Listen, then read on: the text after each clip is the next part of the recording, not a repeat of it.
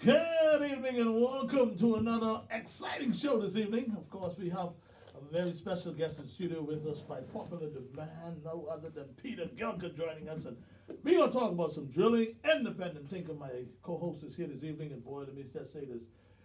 I want to say a special happy holidays to everybody who's listening in. And I can't wait for 2020 to get out of here, man. I think 2020 just need to go. Should we wait until January 1st? Or we have to find a way to get rid of 2020? Because that wasn't a good year for much of us. Yeah, this one year going on in history. Good evening, Bahamas. Good evening, our special guest, our producer, our extraordinaire engineer. Listen, boy, what a year it was, eh?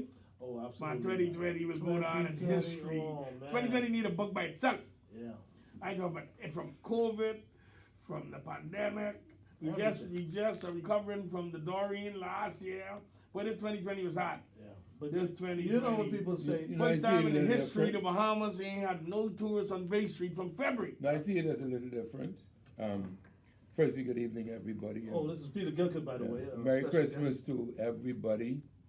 I'd like to say Merry Christmas to all the indigenous Bahamian people out there. And of course, all the people who are sitting on the porches, I know they always follow and they make notes. They don't call, they make notes. But I see it as a bit of an opportunity. I'm talking about 2020. There's a chance to reset so many things that were really wrong in the country. Reset one, I mean, the Port Authority should have ended, in my view, from 1973. Okay. Why all these extensions were made. If you read the Constitution, it say, one country united under God. You can't have sub-countries in the country. Yeah. You have some things that are contrary to the Constitution need to get corrected. The Stafford Sands model should have been buried, perhaps along when he was buried. And when you say the Stafford Sound model, you're referring to The tourism, model of tourism and okay. finance. Tourism and finance. Yes, the model that the tourism, anybody could own the tourism infrastructure except the Bahamian people. So in other words, you meant it just need a little tweaking. Well, they need a More little than- more than tweaking because there's some things that follow on each other. For instance, when we had the Ambassador Beach and the Balmoral Beach Hotel, as opposed to really using the top minds in the country coming together as a group corporately and using that talent to promote Bahamians' ownership, we gave it to somebody at a 90% discount. Wow. They didn't have any money.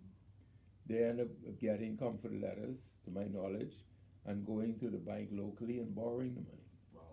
And they borrowed money based upon the value of the asset, which meant they became realistic millionaires in the process in Bahamian dollars, because the country where they were from didn't have US dollars flowing around just like that you could jump up and spend millions of dollars to invest. But when you're not a Bahamian, particularly an indigenous Bahamian, meaning specifically the majority color, which is black, everything is stacked against you. A lot of people don't even know how we got the Bahamian dollar and why. Well, I tell you, Peter Gilkett, you're here with us. See? I know you're going to share some, All put right. some knowledge on us tonight. They had a good gentleman who was forced to leave New Providence, leave Hog Island and go to Andros. He built the Lighthouse Club Hotel and the yacht and the marina. And he built an airport where he continued his nefarious actions. The action was to really cargo Nazi war criminals that made it here to Panama. And they would then ship gold, but that they were able to smuggle it back to England through the colonial office, where they would trade it You're for not cash. talking about Oaks, are you? No, Oaks, yes. Oh, okay. Oak- All right. Oak- No, I was just, go yeah, ahead. ain't him. No, go ahead. Ain't nothing to do with him. He had nothing to do with that. They sent a wrong shipment to England at the end of '63. By '63, Axel Wennergren had died. Wennergren was the Nazi sympathizer, the very wealthy man that loved the Nazis. He and Stafford Sands and Huntington Hartford were allegedly the three chairmen, the tri-chair of the Nazi Entertainment Committee, which is really a gay community. You don't knock people for what they do or judge them, Right. but that's what they were. Yeah. And But Gilkit, not to interrupt you, but let me just give my phone numbers out there. Mhm. People have been saying to me, Showtime, please give me the number early so I can call early. And again, season's greeting to everybody who's listening in. And for those of you who want to join the conversation, we got Peter Gilkit here in studio with us. Of course, my co-host, independent thinker. I see him keep bringing up stuff on his phone, all these messages. You can also text us, or you can call us at 326-8255. Again, Primetime with Ivan Showtime. And the phone lines are going to be open. Those of you who want to join us through Facebook, you can go on Independent Thinker page, and you can also, send some comments to us. We'd be more than happy to try our best to kind of correspond with you. Now, Peter, sorry, I didn't mean to interrupt you, but you were just talking about this gentleman, and for some reason I thought about the wrong person. But go ahead, tell us a little bit about how this became. okay,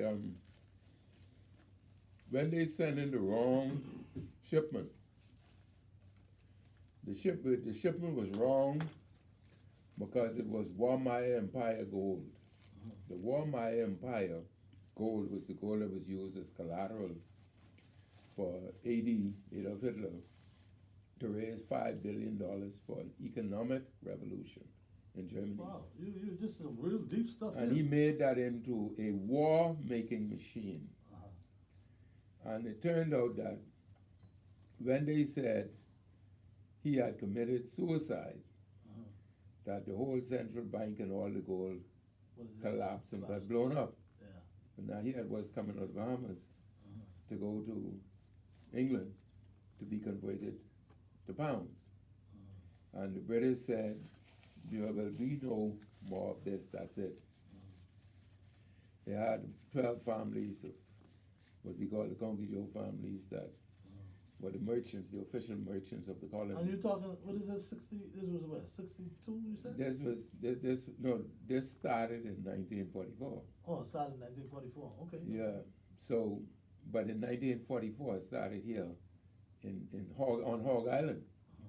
Because when Hitler knew he was about to surrender and couldn't win, he put his escape in motion. There were 9 boats, submarines called U-boats. I think you might be able to remember that by Cafe Martinique they had a U-boat basin. And there were 9 boats that Hitler was able to spur to Sweden.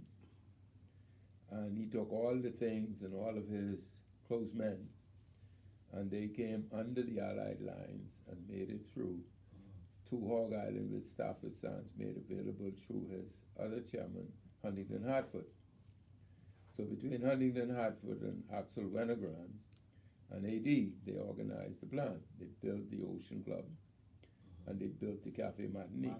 And next to Cafe Martinique was the turnaround basin. Okay, the turnaround basin. And they would, in the nighttime, get to the airport in Nassau, and they would fly their people out on DC-3s. They were able to get a boat coming from Sweden that came to the Bahamas, and it did 1 load to Hog Island, and it did 2 loads to Andros Town. When it did the load to Hog Island, by the time that was 1949, the Allies got wind that something was wrong, but because too many Nazi war criminals were showing up in Latin America. And if you look at the map and try to figure out how they got there, they can't come from all the way down the coast of South Africa, West Africa, and come around. You can't make it. So they came through the Bahamas. That's the only way they could come, and they couldn't come there above the sea. So they were really miffed about how they could pull it off. But Hitler had it set. Yeah. They came in the But submarines. I'm confused about Hitler being a part of all of this, though. Well, he was. That's the Führer. Yeah. That's the Führer. Wow. Say what you will about him, he was a brain box. Deep stuff, independent thinker. You see, and the funny thing is, they were ferrying people to Panama out of the airport in Nassau, and when the Allies came to go, they said, no, we can take over this airport. And that's part of why you had all the problems with the Bahamians and them, and the foreigners working and ain't getting the same pay, and all that. and you had a bunch of response to that. But Stafford Sands was on the ball. But you still didn't tell me the name of the gentleman who put all of this so-called, what do you call it, in motion for Hitler and his crew. Well, I did. I said Stafford Sands, Axel Wennergren, Huntington Hartford. Okay, so Harry Oaks doesn't have anything to do with this. Oh no, Harry Oaks is dead. Oh, okay, he was dead. 1943. Okay. And to his credit, he was not a Nazi sympathizer. Okay. Okay. Well, that's something So- to keep So on the books. he happened to have been, Harry Oaks was the richest man in the world because he had discovered 6 veins of gold in Canada. He was also a gold man in the area in the Montana mountains. So he was the richest man in the world by virtue of having the most gold, proven gold veins. So he journeyed and he was elected, being out the country. He was out the country, and his good men, Mr. H.C. Christie and Mr. Pritchard, nominated him. And he's out the country. Out Yeah, the country. and he said he'd run. Yeah. But he had the land. He had 550 lots, and Milo Butler had 50. So he beat him by landslide, 550 to 50. Yeah. It was only land that could vote then, land companies. But even though he beat Milo Butler, I know of cases where he more or less Milo Butler joined up with him, or them two become No, partners. he was quite fascinated by Milo Butler and the comments made about him when he got to Nassau. Okay. And he wanted to meet him. And when he met Milo Butler, he was shocked that here's this basically simple, honest giant of a man that was trustworthy by everybody that he came into contact with, who actually was selling 60% of the kerosene on the island. Yeah. He had more outlets than anybody on the island, and he could sell to the family islands. So he really controlled the largest bulk of kerosene on the island. And Oaks decided that maybe he'd do better if he had the franchise. So they work together more or less. Well, Oaks worked with him. I think it's fair to say that the richest man in the world worked with you. Yeah, okay. But what Harry Oaks did what Milo did for Harry Oaks made him a better and stronger man. Yeah. He took him on the Fort Hill, Fox Hill, what's the name, Peach Street, Market Street, Blue Hill Road, down the bottom of Baintown, and observed what was going on. Yeah. And he Pull him in. He pulled him in. he felt that Milo Butler should have a seat with the families that were holding all the franchises. And they believed that early on that Milo Butler was fronting for Harry he was fronting for Harry. But after Harry died, they found out Milo Butler was Milo Butler. You don't cut him short. Yeah. He could fight and hold his own. And technically, he became the first black Honky Joe. All right. So But, wait a minute. He became, say that again for me? The first black Honky Joe.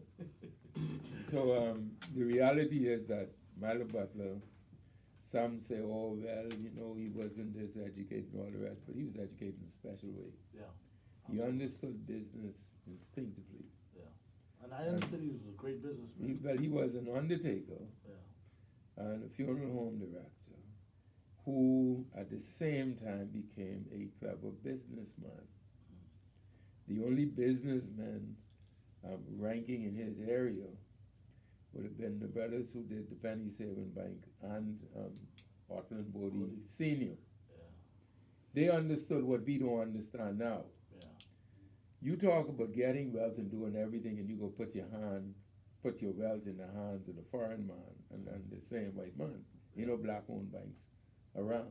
I don't count the Bank of the Bahamas as a black-owned bank because political transition after every political season knocks the element that should have been in the black interest out of it. Yeah. As a result of that, that's control, comme ci, comme ça. Wow. Okay, so that's not a bank specifically for the advancement of black people.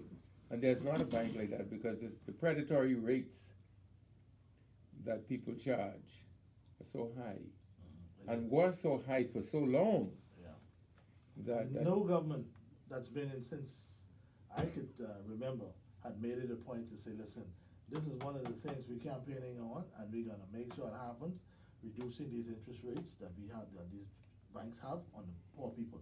I see we due for a break, but just before we go to the break, Gilbert,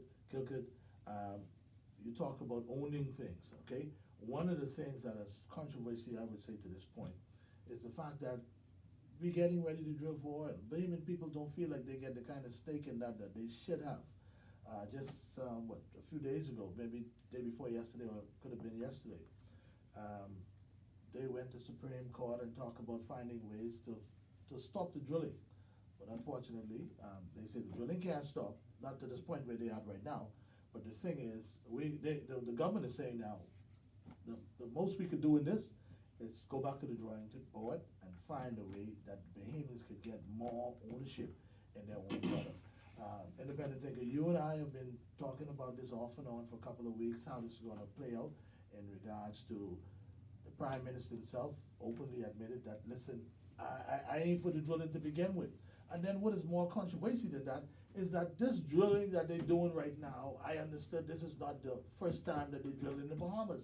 We have about 6 to 7 oil wells capped off here in the Bahamas. Now, I don't know if they consider that as drilling, finding ways to determine whether or not we have oil here in the country. But there's about 7 caps, drilled, But then- 7 oil wells capped off here in the Bahamas. Yeah, some time ago I heard that some person stumbled over some cap wells. They stumbled over some pipes that had caps on them. Right. And they it was told that they were free test wells, drilling wells that was done before the PLP administration. And Hold on, before the PLP administration? Yeah, before the PLP administration What in year we talking about? 1967. So these Hold wells on, was wait a drilled, minute, these wells was drilled in the 40s. 60, No. no, 62. No, 64, no, 5. not these wells, what Tenneco drilled? Botanical Yeah, drill. yeah, but- No, but- Tenneco, Some were done in the This was 40s. done, these wells were drilled in the 80s. No, you Like got, 87, 88? No.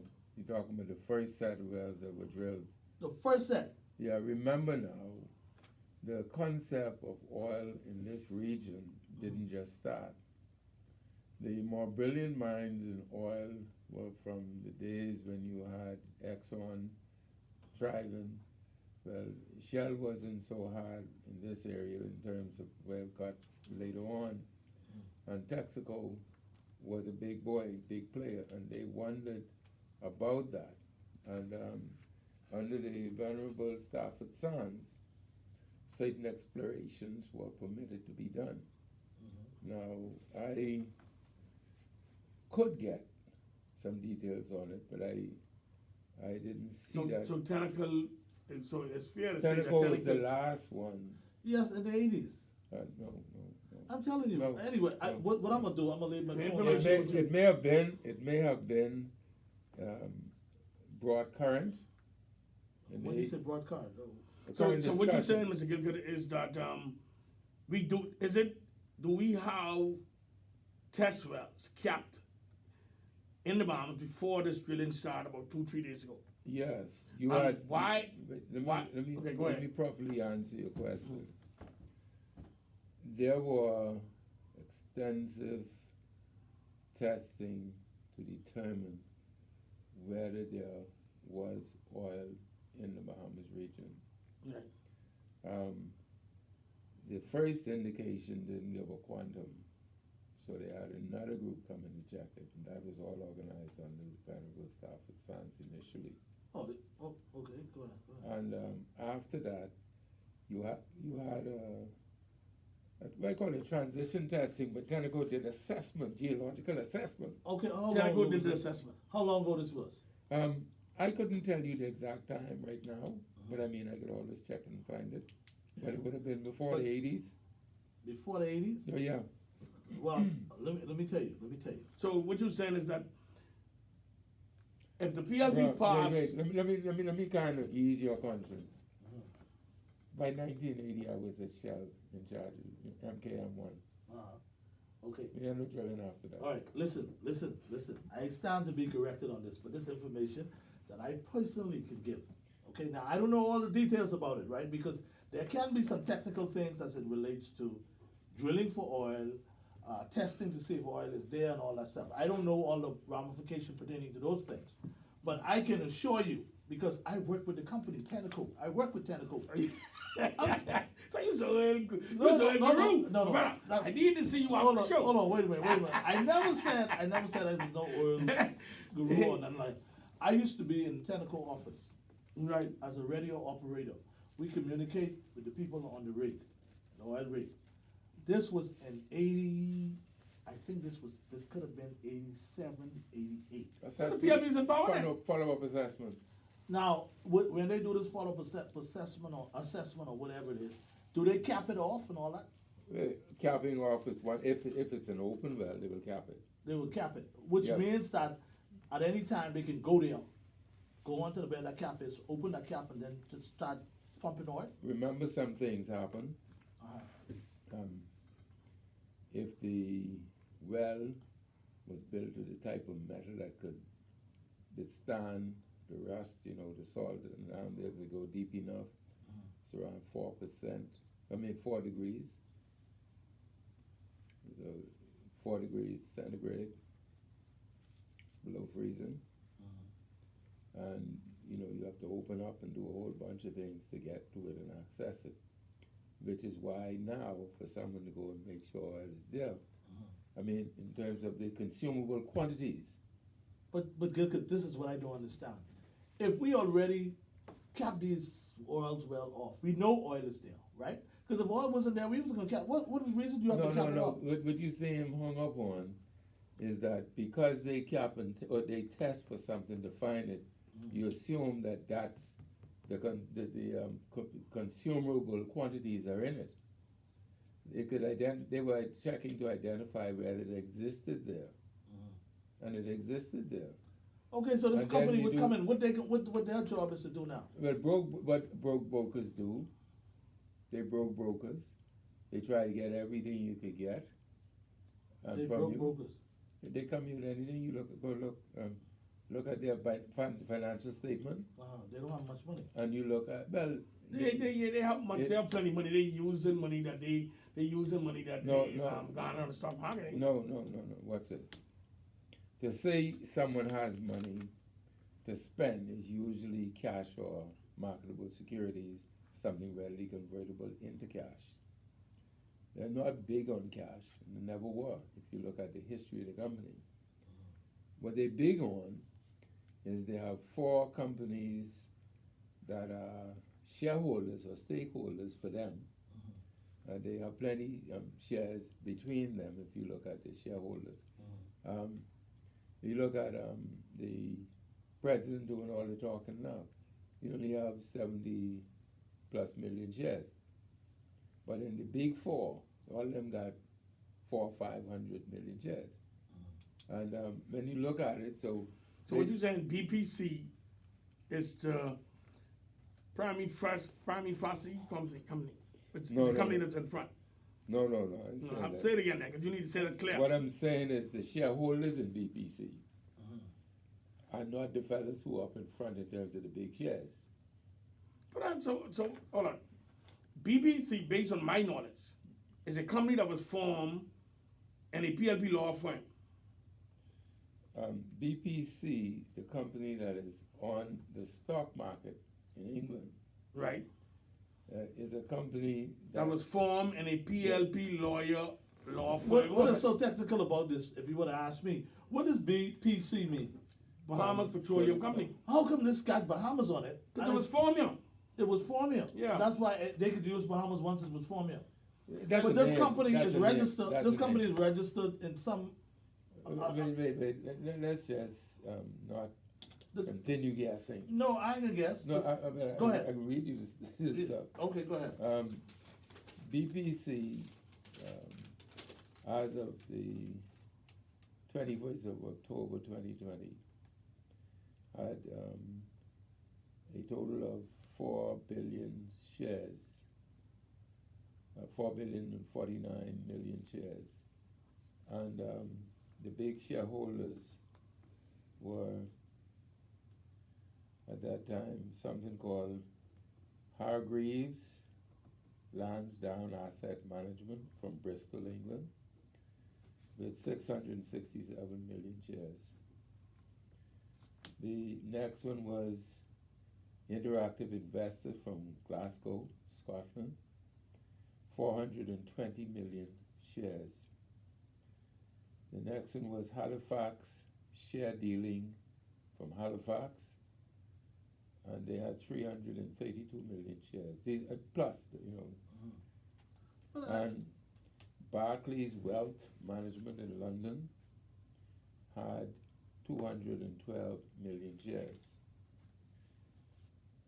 IG Markets in London had 124 million shares. Now, if you took that and you go down and look at the other shareholders and directors, you'll find that Simon Porter had 76 million shares. Who's that? Simon Porter is the gentleman who keep talking, the one who always speaking, the one who write that letter said that the Bahamians worrying about drilling. Said, man, there ain't gonna be no referendum for drilling. He said that the final court of appeal, listen, he said that the final, that's something he write in September 14 or September 16, 2014 or 2012, 2014 under the PLP. And he said that Bahamians. But is he a Bahamian? That's what I'm. You know Bahamian. No. Okay. Listen, No, he see, said. what he is a fellow who saw an opportunity and grabbed a bunch of people and in the country and got them to go along with his deal and dream. And then he got some fellas in the UK and some companies in the UK to go to his dream. Finance it. Well, to go to his dream, you say finance, you know, you look at it again. When you finance it, they don't have to sell stocks. Wilson Schrader owned 17 million shares. Adrian John Collins owned 11 million shares, 13 million shares. Ross McDonald owns 11 million shares. James Smith owns 11 million But shares. ain't them sound like no Bahamian. Well, They don't Bahamian. They ain't Well, they- why- They why- wasn't allowed. They wasn't even allowing Bahamians. With Leo Cool, let's look like Coot, yeah, Leo Coot owns 19 million shares, and those are the actual directors. Yeah, but Peter, So- the point I'm trying to make, I mean, why, I'm just curious to know, and I don't know if you could just jump up and do this, but this thing I'm named, just say Tingham, that's our way of saying this thing, Bahamian term, you know, we always say Tingham. If we say that to America, they wonder, what are they talking about? Because I don't know, I would say that, Tingham, and they tease me, what are you talking about, Tingham, what's that? But anyway, the point I'm trying to make here is, BPC, the first thing is, Bahamas. Why they use Bahamas? Well, it's a selling thing because Bahamians like to claim things they don't own. Right. Anytime you say Okay, Bahamas. you say, okay, Atlantis, what Bahamas are? We got Atlantis. We ain't got nothing, we don't own no shares in Atlantis. Yeah.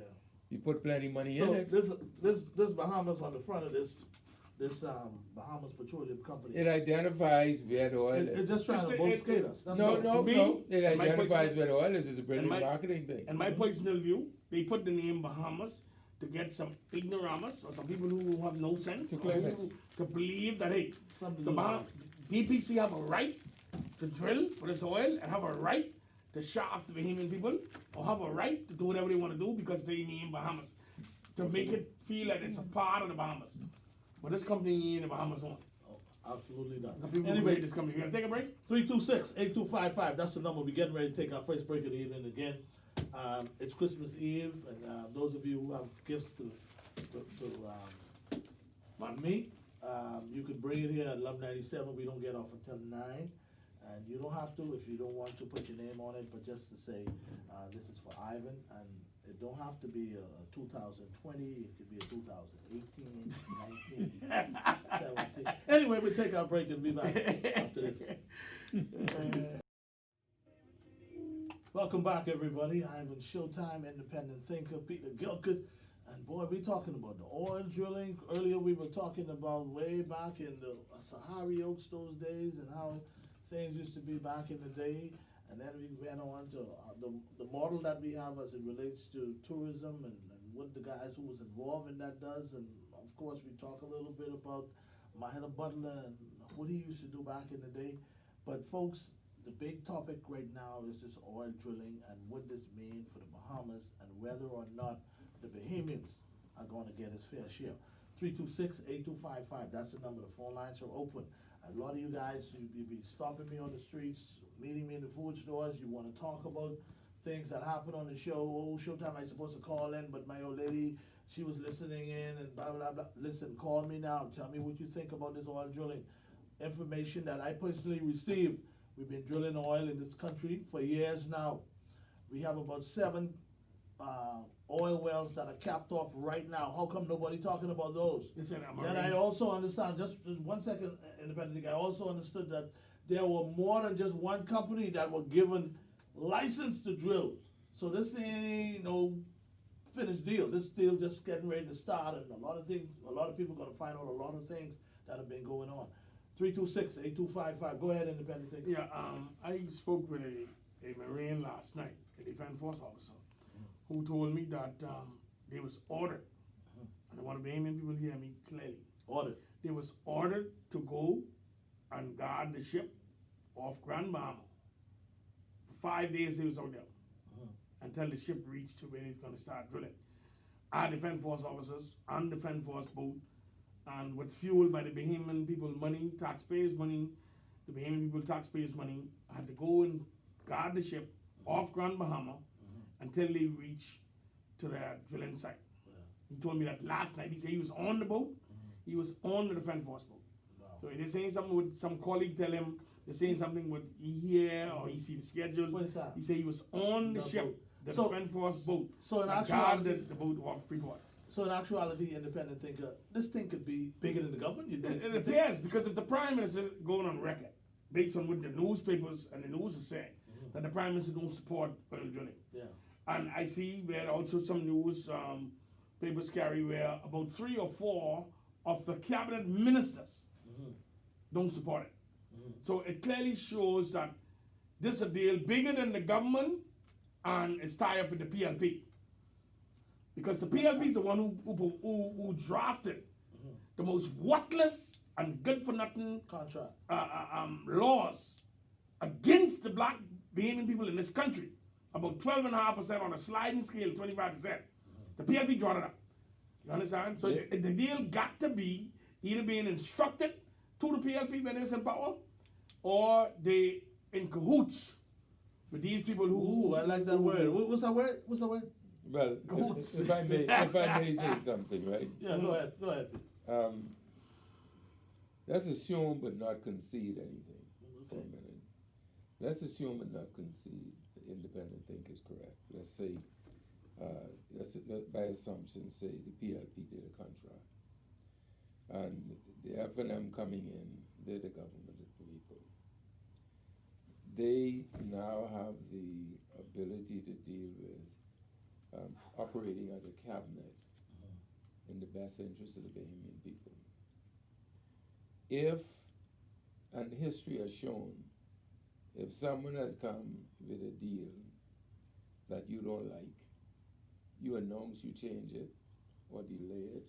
Does that have anything to do with Wait, let me just finish. stop and cancel or whatever they call it? Stop review and He's cancel. trying to say something. No, what I'm saying to you is, I would have thought that Mr. Cressy would have delayed, and Mr. Ingram would have delayed, and then the case now being put forward was that because those two governments had delayed, that these people really shouldn't be found wanting in their shortcoming because they're not entirely responsible for the delay. I look at it a little different. I say, look, who is my Attorney General?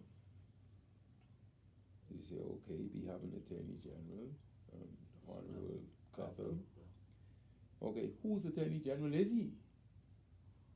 Now, this is the same man who took citizens of the country to do the Bank Lane and South Street shuffle in James, to go before the courts and lose, cost the people millions of dollars. And you come up with a story that you now the judge, the jury, and the executioner. that you read it or someone read it and advised you. I thought when you had an issue in law, you go to court. You fight and put your case before a competent judge or a competent jury for the case to be heard. But in this case, the Bahamian people are in the dark. Today, let's say who did nefarious things years ago.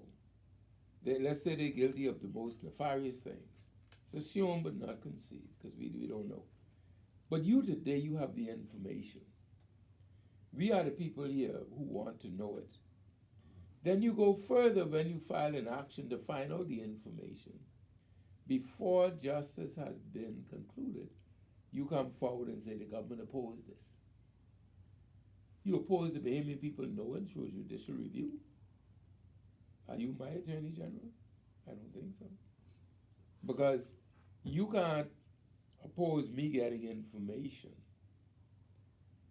about something that rightfully belongs to me.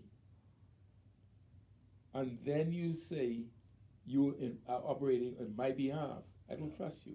Yeah. And the problem here is when you reach a point of distrust at that level, I, as a citizen, can say that I have zero confidence in the actions that took place in this whole process. And my question would be, who's the owner of the oil? Who are the legal owners in fee simple estate of the natural resources of this country? Of course, if it's a politician, we just screwed them dead long time. Long time. And let me ask you this: Do you think when it comes to the oil drilling, you think the best thing I should say to do was maybe bring it to a referendum or just leave it? Listen, see, I keep on telling you that go back to the letter. See, plenty Bahamians don't like to read, right? You want to hide money from them, hide it in the book. Listen to me. And 20, if I can remember correctly, it's either 2015 or 2016. I remember. An article was published in either the Guardian or the Tribune. And I would bring it back to the Bahamian people. I could read that letter. Where Simon Porter, I call his name, where he writes, and I'm quoting some sections in that letter was written. He said, we don't have to, that's what he was stating when he was in a shareholders meeting or something inside England. And he said that, and I quote one or two things of it, and it stated that, well, but it's not, there will be no referendum on the oil drilling, number one. Number two, the final court of appeal for the Bahamas is on Downing Street. These things what he said in that letter, what I read in the news when the PLB's in power, right? And a few other things he said, but I will put my hand, I have a copy of it, I just have to find it, and then I'll bring it back to the Bahamian people. And he talked in a manner, very authoritative, in a manner that it doesn't matter what the Bahamian people say or want. And it appears that he knows what he's talking about. He was instructed or had a freedom to speak in that manner to the Bahamian people. I'm telling you, this letter exists. It was a letter, and it said. I can vaguely remember. Yeah, and listen, because if you go back to if you go back to the Tuesday, December 22nd business copy, and it say where Attorney General Carl Bell is saying that the government could impose a new tax on the Bahamas Petroleum Company, PPC, if it declines to negotiate a similarly low royalty rates that are the world poorest. Meaning that the 12.5% that the PLP, the Progressive Liberal Party, government, legislate when they was in power, is at the lowest in the world, where a country get only 12.5%. And he's saying if they, BPC, fail to negotiate, the Bahamian people will put a heavier tax. I mean, it's just a big joke. No, but I think what Attorney General is saying, listen, if y'all don't want to come to the table and negotiate with us, we have other ways to get this money from you all. So, And even no, playing but field. if he had that authority, they would do that. I mean, tell you, don't wait till they find oil, right? And they pumping oil to the tanker, and then you try and negotiate. Because the first set of oil could be done gone. Let me just say something. You know,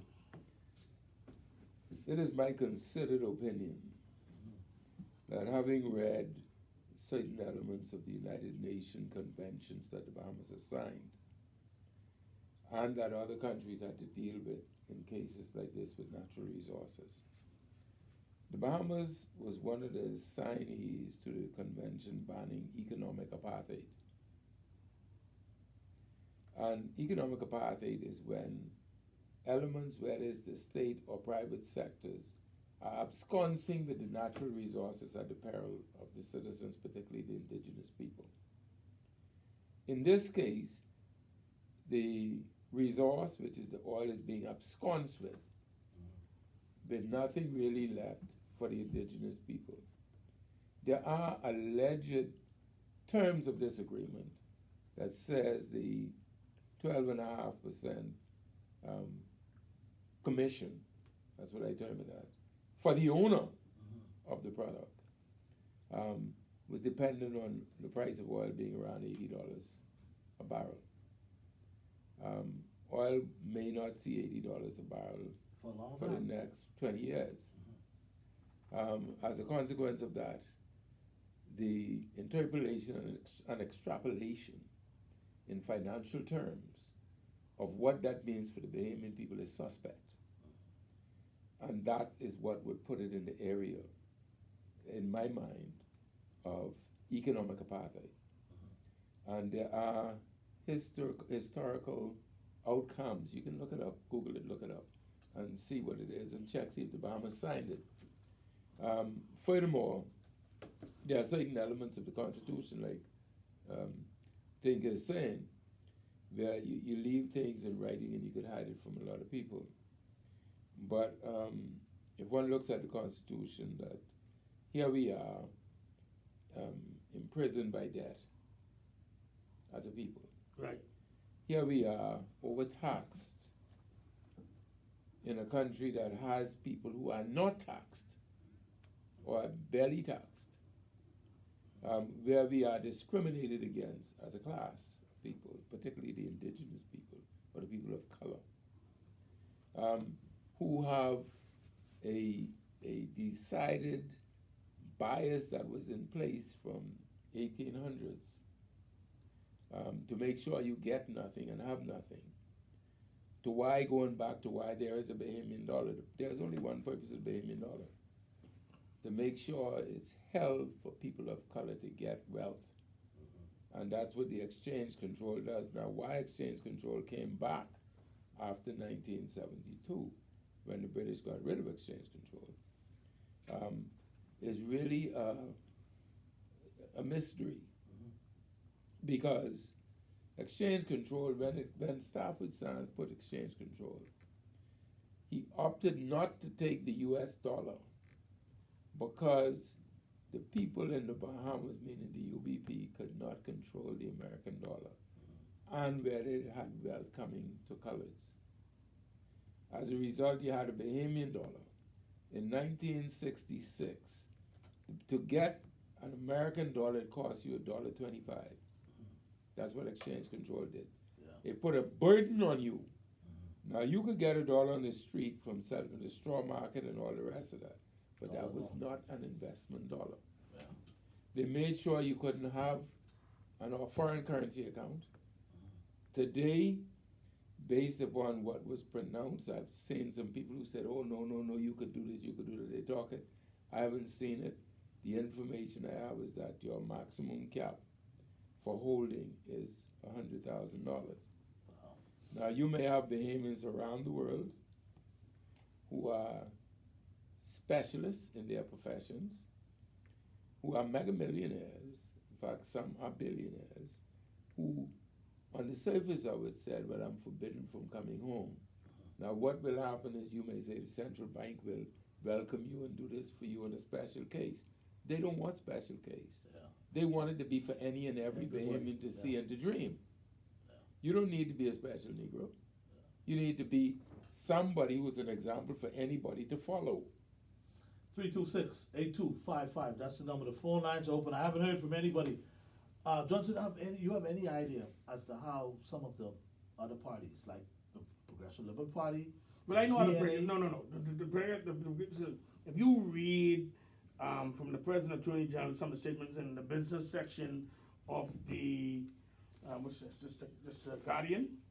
Yeah, the the Tribune. That's a The Tribune. business section. It states that the Honorable Carl Bell, QC, told the Tribune business section that people were in line to receive the lowest return to any nation on their country's potential natural resources.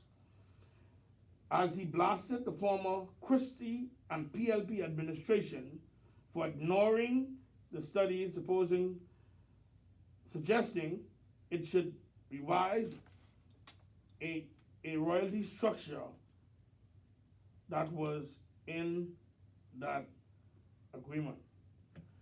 Disclosing the findings of the Commonwealth Secretariat report that showed under the present structure, the PLP refused to touch the royalty payment. And I keep on saying 12.5% on a sliding scale to 25%. I need to make that correction while I'm live. It's not 25%. It's 12.5% to 20%, based on what the Tribune, 20%. it's saying 20%. I was saying 25%. Because at the time when I did a show with Otland H. Bodie on 194.9, what I had in front of me, it was a proposed legislation of 12.5% to 25% on a sliding scale, with no time frame or time limited, right? Stated limit. But what the Attorney General, the President Attorney General said is not 25%, it's 20%. 20%. And we will go down in history as the lowest percentage in the history of oil drilling of every place else in the world. Make it sound The desperate. Progressive Liberal Party put the Bahamian people. Why you keep at saying the great, Progressive that's Liberal? who that's who Yeah, the- but I mean, you're that's who the law. emphasizing it. Right. That's I'm what it's weird. emphasizing it so the Bahamian people can get it. See, plenty of people don't read Showtime. Yeah, I understand. So you what gotta you're saying. explain so they can know who's responsible. Prior to you bringing up this point, right? And which is a good point. I respect your point, and you're quite right with what you're saying. Yes, sir. But the point I'm trying to make right here now, is the fact that how are other parties feel about this oil drilling? Like, for instance, the Progressive Liberal Party. I understood minutes and a couple of his cabinet members say they oppose the oil drilling and everything else like that. What are the DNA saying? What are other parties? What Paul Roll and his party is saying in regards to that? You see, these are the kind of Yeah, but things. see, we have to understand Showtime that the coalition, based on my information from Mr. Paul Roll and his coalition of leaders, as he said, it's some 5 of them, different parties that are joining together, and they are more, based on him, they are more concerned about pulling down the lumber statue. Yeah. Right Oh, now. yeah. They ain't Yeah, too we going with no we oil talked free. about that last So, Thursday. what I'm trying to get to that, what I'm trying to get on the record, right? Because these shows will last for a long time, forever, on YouTube, and people will be able to say, listen, we heard this information, so when the time has come for the Bahamian people to be able to make a decision would involve the future of them. See, the Bahamian people, like how great guest Mr. Gilkit has said, we are imprisoned by that. In 1967, we was in the black, meaning that we didn't know no one in 67. Right? After Salinden lost in 1992, the record has shown that was given to me was around about 800 million or so in debt. 800 million in debt. 25 years of 2 PLPs, business partners, law partners, whatever you want to call them, 2 PLPs, former chairman of the back PLP. up for me. Back up. Explain that for me. 2 PLPs. The former Prime Minister, the Right Honorable Hubert Alexander Ingham, he did 15 years. He's the former chairman of the PLP. No. And the former You opposition. continue to do this, though. Let me finish. Go ahead. And the former opposition of the PLP, the Right Honorable Perry Gladstone Christie, he did 10 years. 15 and 10, that's 25. Right. 25 years, so they had to rule, right? the country Become gone from $800 million in debt. To We are nine- now 9 approaching billion? $12 billion in debt. Okay, how much? How much? It's money, really worse than How that. much? How much? It's Money, worse than $12 billion how much Yeah, money that did we means- borrow? How much money did we borrow in the last, say, 3 years? in the last 3 years. Yeah, I think we had to borrow about, I think it's roughly around about $4 billion. 4 billion. Yeah. That's what we borrowed. According to what you know. But no, based on my understanding from Okay. reading in the business sections of Right. different We borrowed newspapers, 4 billion. as a result of a majority of the 4 billion was as a result of some of the left agreements that the PLP left, and as a result of Doreen, as a result of the pandemic, and no tourists on Bay Street, nothing is happening in the country. We only have one This way the pillar. This way the 4 billion gone. No, I said we're gone. I say some of the reasons. For The borrowing. greatest percentage of the 4 billion is as a result of the current state affairs that the country's in. Okay, could you recall anything that they directly put towards to anything that happened? You talk about the pandemic, you talk about the hurricane and everything. The only thing 4 billion. one of the things I could say, what comes to mind at first, is a list of things what I can get.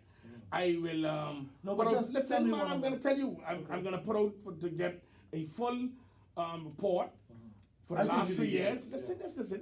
And but what come to mind when you ask a question like that is, not one civil servant was fired.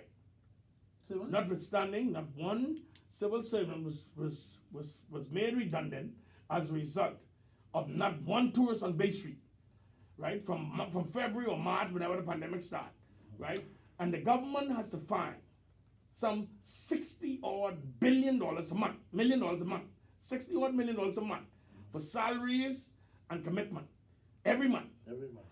The only pillar we have in this country from the Stafford Sands, never mind that he was a bigot or a racist or whatever they call him, we are still, notwithstanding that we had Obi Wilscombe at tourism for 10 years, we had the PLP in power for 25 years, we had this government in power for 3 years, and we still are fully dependent on the only pillar called tourism. When it appears that there's no national discussion of diversification, where we are going to move slowly away from depending on tourism. We are aware that tourism is the most fragile industry in the history of mankind. But you can't. And we're not making any headway. Hold on. You towards cannot say something. that there was no discussion about I'm it. not saying that no. I say no national. No national discussion. You didn't hear any Yeah, national discussion. National discussion. May I suggest? No, Gotta be I'm so. not Go ahead, talking- Peter. Sorry about that, Peter. I'm We not had talking you about- on yeah, on I'm side not for talking the- about the national discussion. You see, the bottom line to curing the tourism problem is making capital available to the indigenous people in the country. Let's say we put an estimated $3 billion in the Bahamas. 1,000 acres of the best land you have, your richest land. Now I say 100, 1,000 acres 1,000 acres. for not $1. Let's say you put hundreds of millions of dollars in and say that's our share toward this project. Included in that land is a championship golf course. You do all the infrastructure for that property. And Come to the mic. Come to the mic a little bit. I can best. you barely okay, you do understand. all of your infrastructure Go ahead. for that project. And you don't own one share. Not one. A mega billion-dollar project. Mind you, they say, okay, the project's supposed to value more. They say the Chinese lent 2.5 billion. They says Marillion put in $1 billion. Take the Bahamian people 3.1 billion, you got 6.6 billion. The appraisal of the property around the time when Damien Gomez and them had to respond in the Supreme Court was that it was estimated to be valued around 1.9 billion. That means that's 1,000 acres of land, hundreds of millions of dollars, and all the infrastructure we did without a single penny coming from nobody else. And that's what's wrong with tourism. Yeah. We spend almost 200 million a year to bring people here, and we own no hotels. None of them. We look at all the things that are here. We look at Atlantis, and you look at the three heads of agreement, and you see the value of how many hundreds of millions of dollars for each of them. It was weight that it cost the Bahamian people. And if you look at some of the foolishness that goes on, a $190,000 market, which the numbers boys market, maybe between 190 to 200,000. So come back with that title again for me. Okay, the market for domestic gaming is 200,000 or less. Let's be generous. 200,000. Yeah, we only got 400,000 people in the country. If you add in all the children and the people who too old, too young, or Christian who don't go, let's say the market is about 200,000. Oh, you referring to 200,000 people involved in the gaming? Yes. Okay. And if you- yeah, if give you- and take. Yeah. If you look at that market, every time someone come up with a stupid idea, let's just tax them. But you have someone with 2 or 3 casinos with a 7 million man market who don't get taxed. Yeah, that's something got to be wrong with that. Not something, everything is wrong with it. 326-8255, that's the number. I want to hear from someone from the DNA as it relates to the oil drilling, how they feel about it, what kind of stand that the DNA is going to take as it relates to oil drilling here in the country. And Ali McIntosh Party. Ali McIntosh The Party. Constitutional Party. The Constitutional Party. The Christian movement. The Christian movement. Well, the thing is with the Christian movement, for some reason, you only hear about them in certain situations, and I ain't gonna try to hit them or anything because I understand certain things.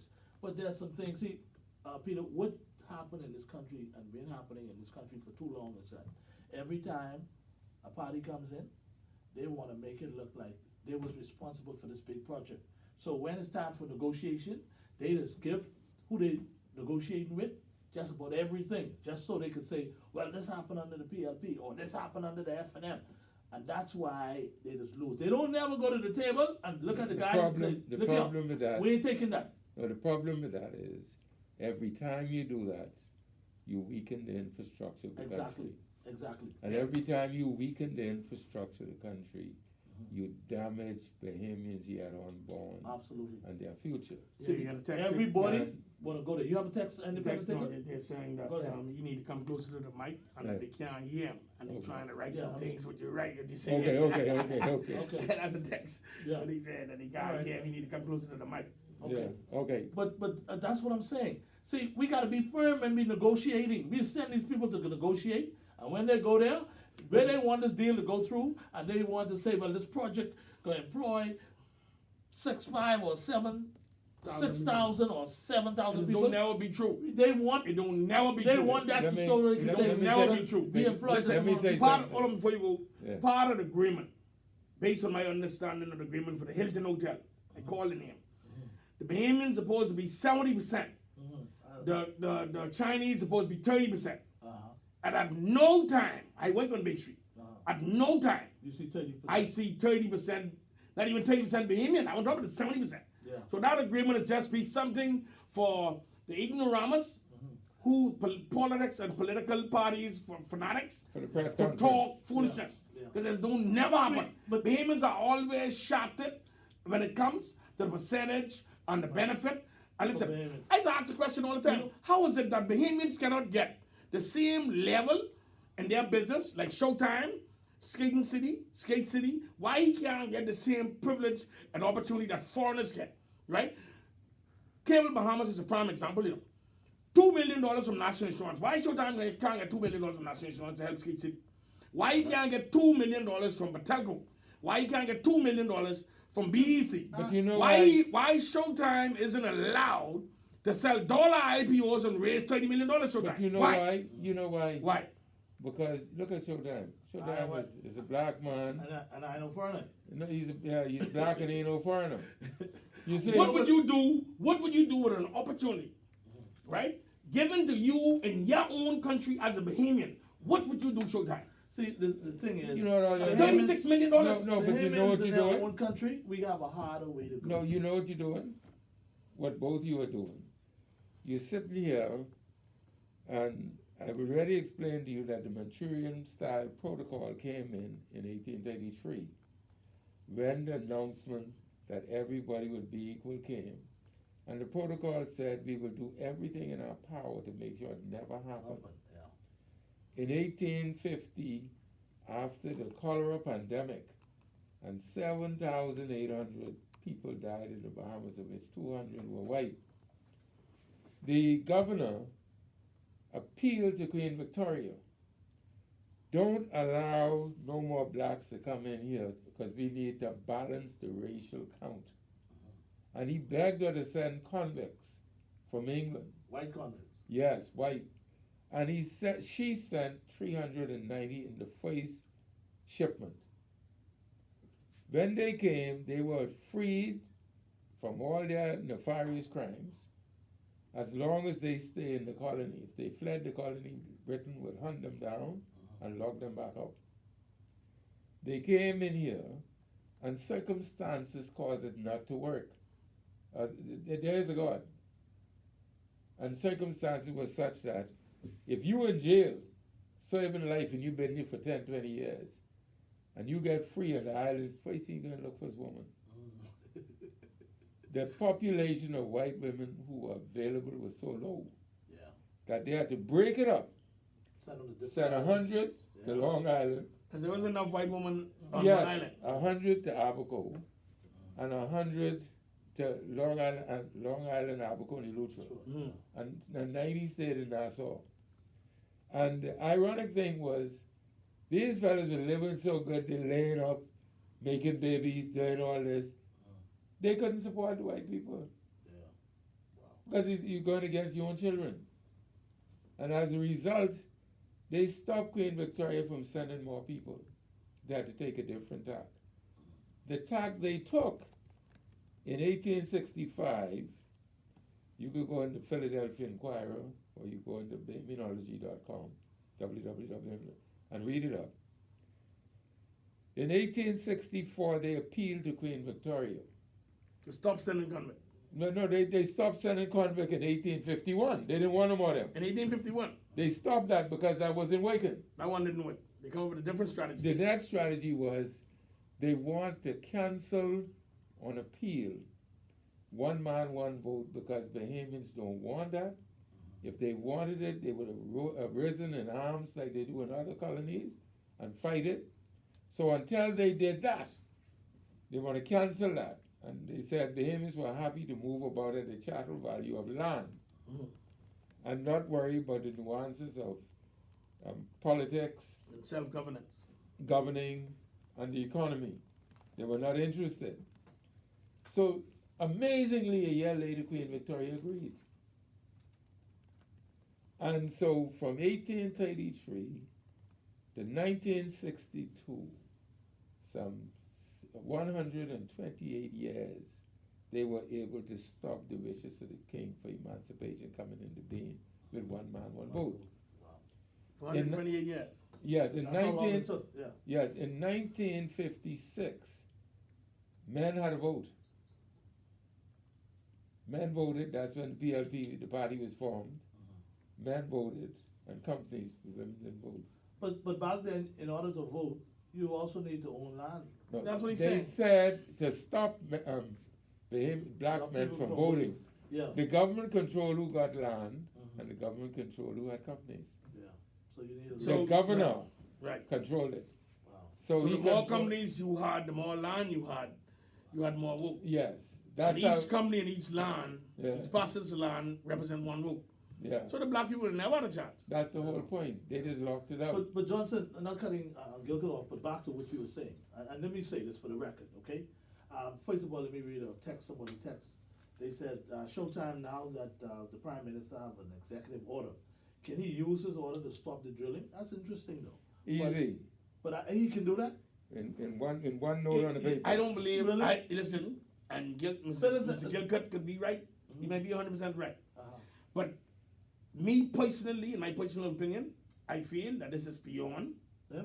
this government. But it's No, coming up no, with I an what you're executive saying order. now, I understand Now, what if he's you were the saying. prime minister and you are saying, right, You have this. that you are against oil drilling, number one, and you're aware of the damage that a oil spill Do. presents, and you're not stopping it.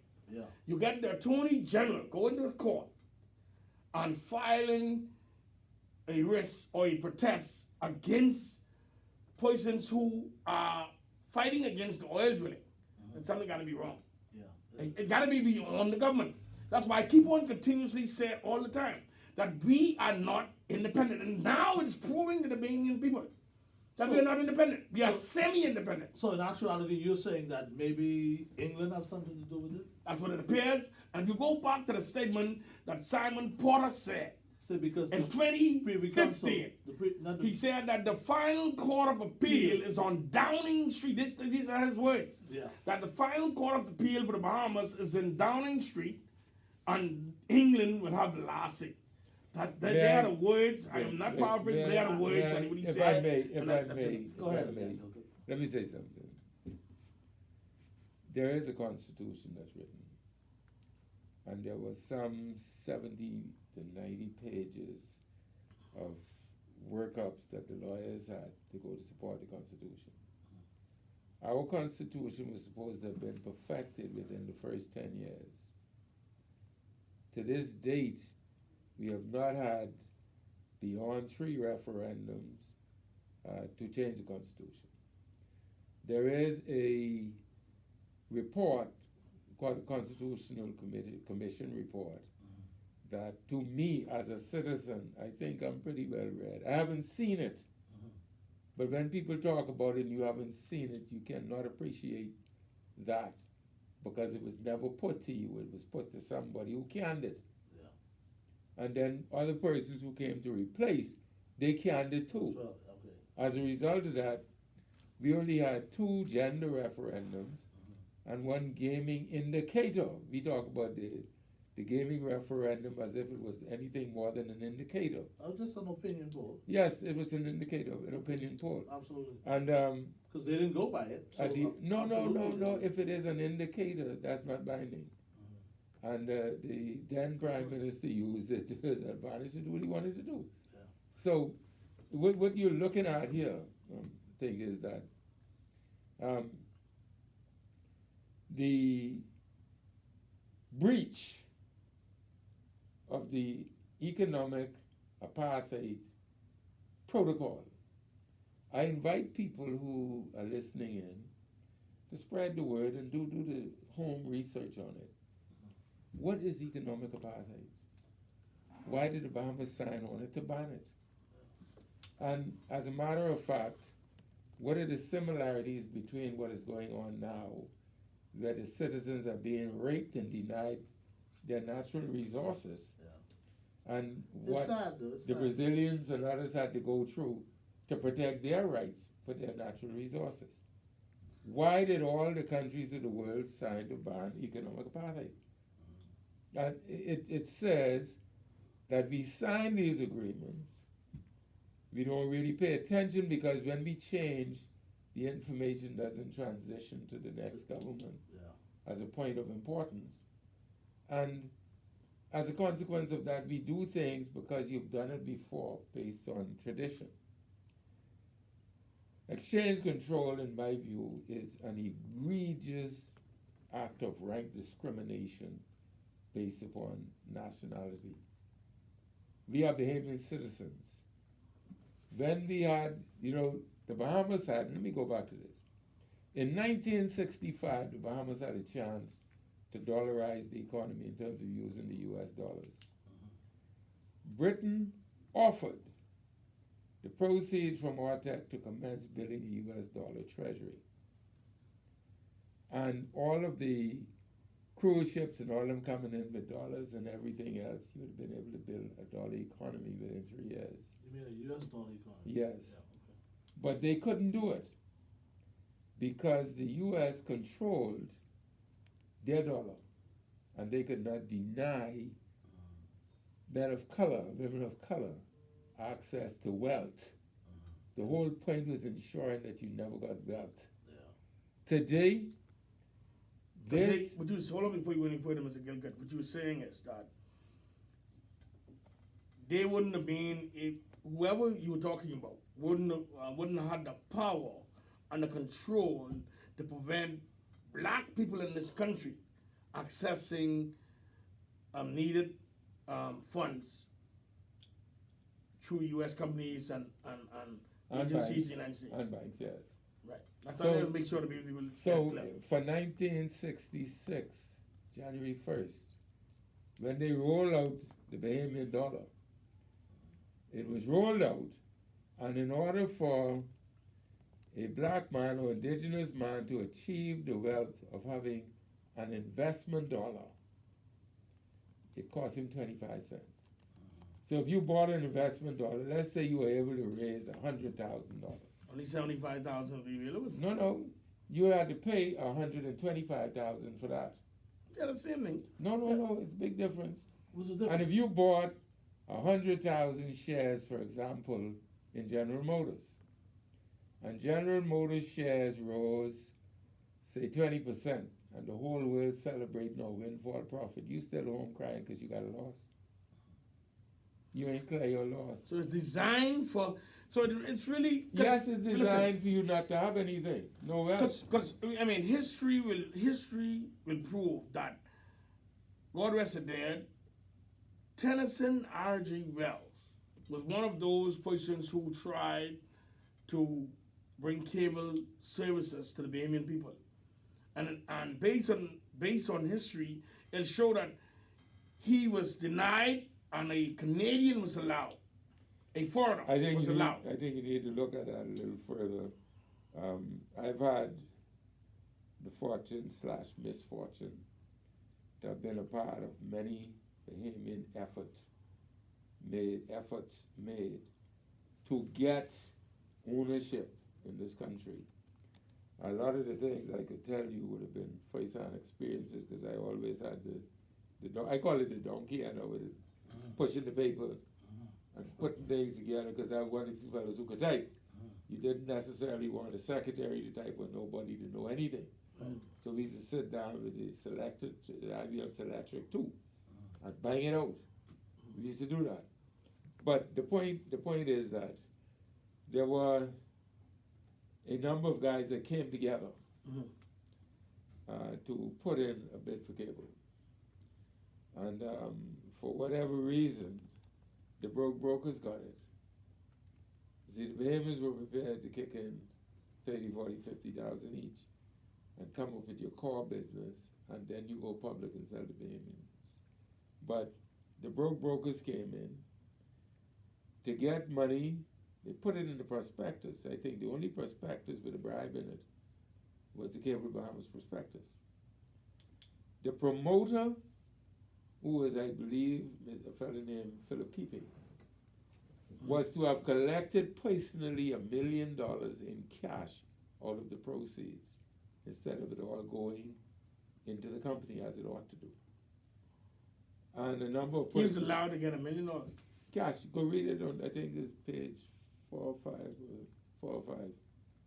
You can go and look, get a Cable Bahamas prospectus, and you will see that in the prospectus, Mr. So-and-so will receive $1 million for his contribution to getting the project.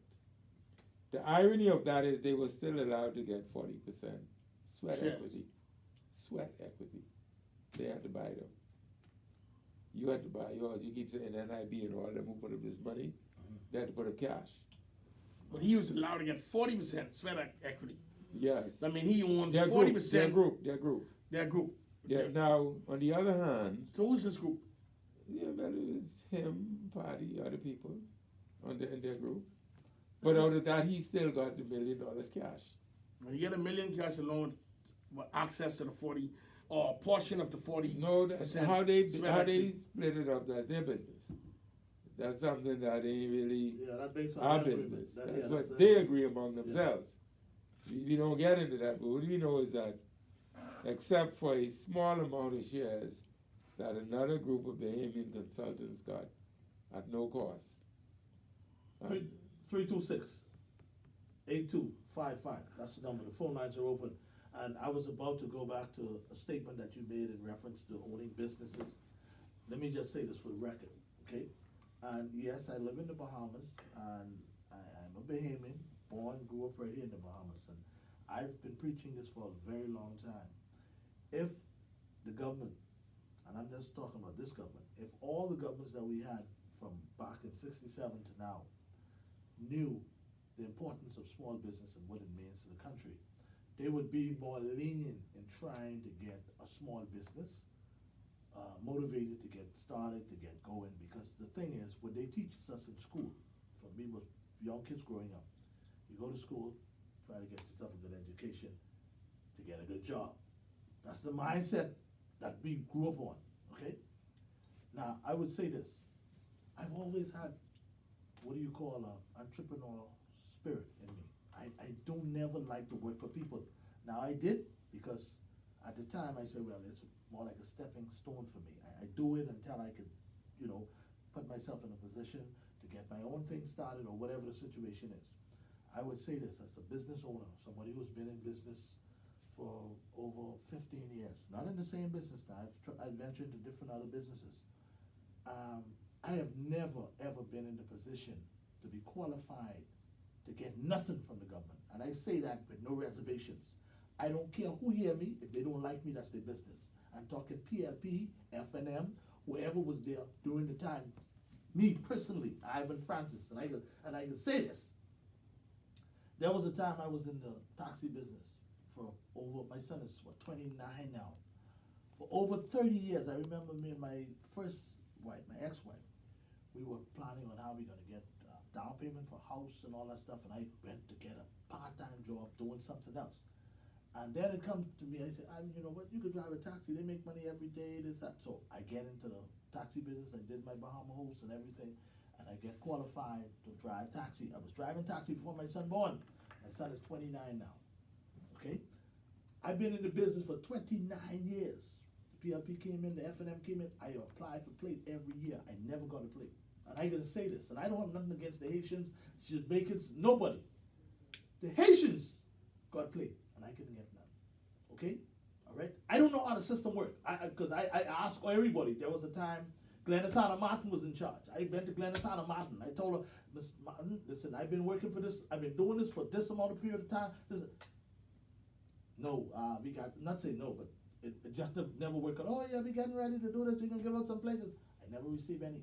For 29 years, mind you, I still do it off and on. Renting people plate. Yeah. Right. You see how unfair that is? Which is, that is slavery to the core. That's what you call, the people in New York City have a word for it. They call it, what they call it now, when you have somebody working for you. Like for instance, you have a lot of those hot dog stands you see in New York and stuff. The people who run them hot dog stand, they have to pay somebody else. Somebody else has the what they call the medallion on it. Somebody else have the license, and they gotta rent it from them. They even in the business. I know of people who never drive a taxi, don't have a public service license, and own plates. I didn't say plates, you know. I say plates, taxi buses. Every government that came in had an opportunity to say, you know what, we're not gonna tolerate this, we're gonna change this. And none of them took the initiative to change it. Now there was one lady, she was with the Free National Movement. Teresa Moxie? Could have been Teresa. I think it was Teresa Moxie. Moxie. Teresa Moxie came in there and she said, you know what?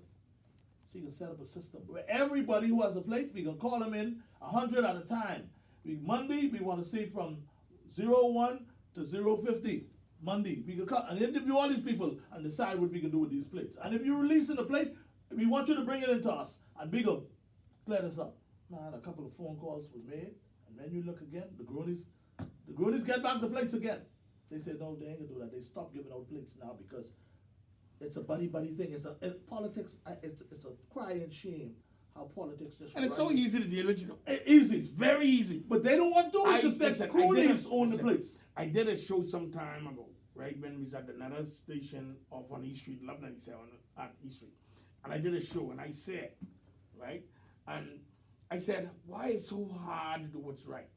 Right? No, Why? Right? And all they have to do, make a list of requirements.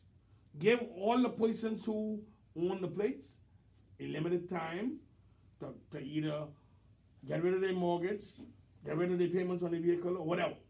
Get them, say, January 1st, the next January 1st, no plates will be valid. Each plate must be issued, right, to each driver.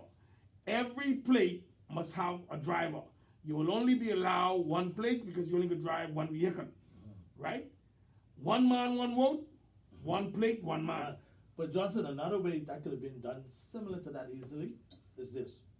Once you own a plate, you have to be the driver that, insurance could insure you on somebody else's car. Right. Bottom line, that would have solved Somebody all else's the plate. problem. Now you do have some drivers who old, who retired, and they use the plate. Bring Hold on your now. plate back in. No, They- no. Hold on, listen to me. They use the plate for little money to come in, $100 a week or whatever. But listen to this now. Listen to this. The government also could take in that plate, and they could rent it out. See, they could form that system where they could say, because there's a lot of people out there who don't mind. I don't mind paying the government for the plate. See, if you pay the government, you don't feel too bad. But you know what the government can make? It can even be used as an income for the government. Yes, so that's you what rent I'm the saying. plate. The government can rent out the plate to everybody. You want a plate? You could come there, apply for a plate. Once a plate becomes available, you could Must rent be a the plate. public possession of a Bahama host. Bahamas and everything. You And could public rent a service place for driver's yourself. license. Now, let me tell you why that is so important. Listen to this now. See, let me tell you. I went to the bank. I got originally good credit and everything. I went to the bank and I said, listen, I want to purchase a vehicle. The bank said, okay, the down payment is blah, blah, blah, whatever. Blah. You know what cost me not to get that loan? Believe it or not? The fact that You was not I didn't own the a plate. taxi plate. They said, sir, you need a letter substantiating that you Own the plate. have a plate, which is a business license. Right. And if in this name, person name, this will need to come and apply for a loan. We can't give you a loan on this plate, considering this plate. Then at one point they said they're gonna change the plate. Not change it, they said they're gonna allow drivers to use the plate as a form of collateral with money, like it almost values something, where you could go to the bank and borrow a certain amount of money based on that plate. Yeah, let me You understand what I'm saying? just speak to that, right? Yeah, you were in a taxi. You run a taxi company in this country for years, so you would know about this kind of stuff. Well, I said, Yes. if I may. If you may, go ahead. Well, go you gotta ahead. hurry up because we flat out of time. One more Oh, minute. oh my Lord. Oh, You got my one more Lord. minute? That's what? Oh, really? Listen, I know, but I may come down to the business that I'm involved in right now. Yeah. I made this. Yeah, but I see- made the pitch for you. Yeah, but listen to Because this, it is Johnson. very unfair. I went. Listen to me. It appears, hold on, before you say that. No, but I gotta put this in real quick. Go ahead. Right, yeah. I went to that. Anyway, I went to a so-called place where they say, "Oh, you got an idea, you got a dream for thing, you want to do this, come and see us. We can sit down and we can talk." I went to them and I pitched it. They said, "Okay, Mr. Francis, what we need you to do is get a business Plan. get a business plan together, put a business proposal together, and do this, do the next thing." Let me tell you something. I went to people who are considered to be economists, accountant, and put a business plan together for me. When I get back to them, the business plan cost me almost $3,000. What? I can tell you no lie, almost $3,000. It cost me like 2,000 something. They told me that they put this up properly. This was well done. I mean, the guy, and what really bothered me, I sat down in the front of the gentleman, and he ain't opened a business plan yet. You know what he started first to talk to me about? The economy.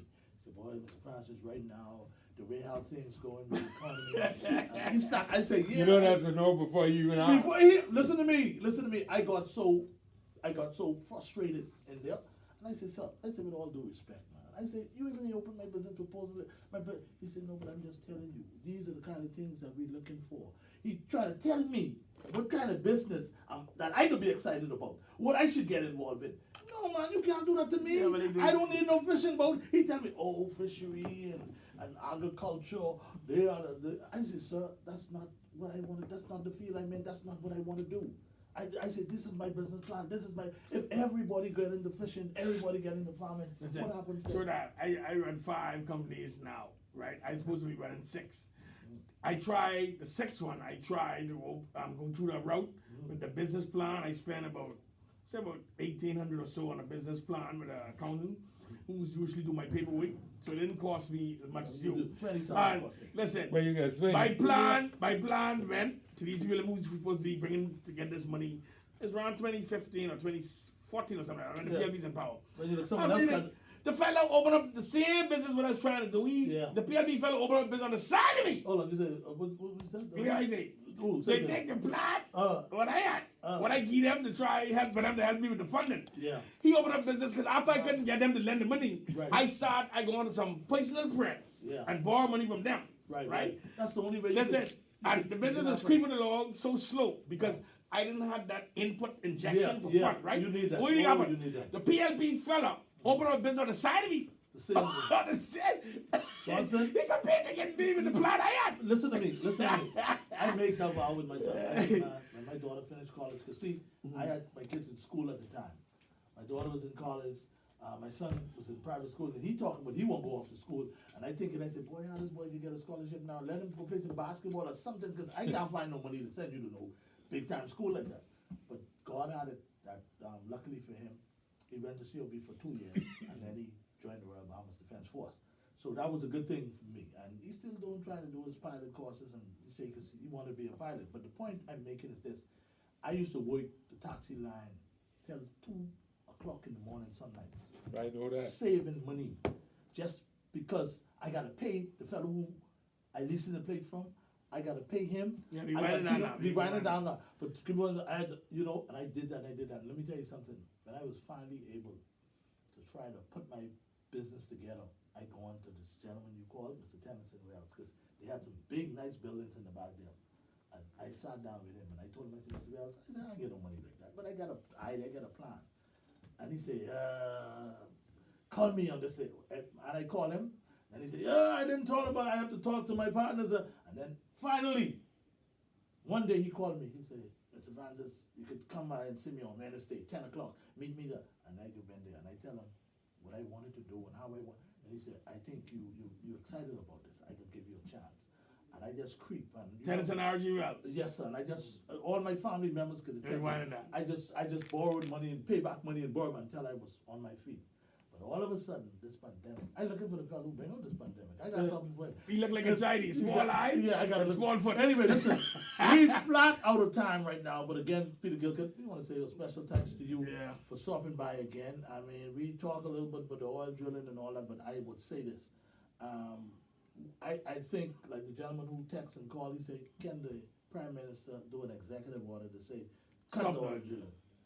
And that's something we got to Final way. Between you and I, during the era of the competent authority, the civil liberties are basically suspended. And so yes, technically, You if can you read it in the Constitution the way it is, I believe. You can do But the, everything. but the I Constitution. believe that can be done. Mhm. I also believe, I guess, the last thing we say is to everybody, Merry Christmas and a Happy New Year. Despite these conditions, it's good to be alive. Oh, absolutely. To all the members of the tribe of indigenous Bahamian people who fill up my phone, listen, it's good to know that you're there, you got my back. We're going to do things and make things happen positive in 2021. Yes, and in closing, listen. When you talk about the Constitution, that's a whole different show, because I believe that the Constitution is only a manual for the people of the Bahamian people of this country to follow based on what they want. Why I say that? Because if you go back to a famous case called the Darcy Ryan case, the court ordered that Darcy Ryan get his papers, and he was refused under the PLP administration. And as a result, when the court ordered that, I think it was former Clement Maynard, to grant the citizenship to Darcy Ryan, the former Prime Minister, right on Sir Lyndon Oscar Quinlan said, you put him in the cell, you might still make it big enough, because I got to go there too. Evil prevail when good men stand by idly and does nothing. Good night, Bahamas. Good night. Good night.